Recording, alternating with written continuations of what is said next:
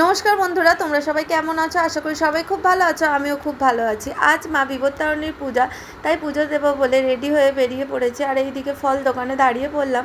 মায়ের পুজোয় 13 রকমের ফল লাগে, তাই ফলটা নিয়ে ফুলের মালা, কুচো ফুলও নিয়ে নিলাম। আর এইদিকে ধূপ মোমবাতিও নিয়ে নিচ্ছি। তারপর মিষ্টি দোকানে চলে এলাম মায়ের পুজো সন্দেশ নেব বলে। সন্দেশটা নিয়েই মায়ের মন্দিরে চলে যাব। অনেকটাই লেট হয়ে গিয়েছিল সব কিছু কিনতে কিনতে, তাই দেরি না করে মায়ের পুজোটা দিয়ে নিলাম। পুজোটা দেওয়ার পরেই ভিডিও ক্লিপটা নিয়েছিলাম। তো মায়ের দর্শন তোমাদেরকে করালাম। কেমন লাগছে অবশ্যই জানিও আমার ভিডিওটা। ভালো লাগলে একটা লাইক অবশ্যই করে দিও। তারপরে মায়ের পুজো দেওয়া কমপ্লিট। তারপরে দেখো বাড়ি ফিরছি।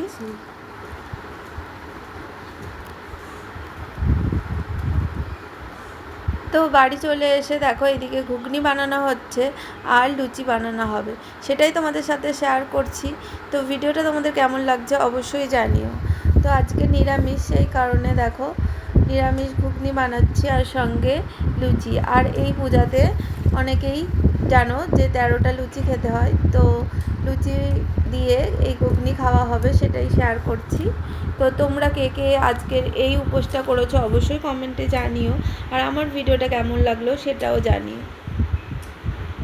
তা আমার ভিডিওটা এই পর্যন্ত, আবার অন্য ভিডিওই তোমাদের সঙ্গে দেখা হচ্ছে। টাটা।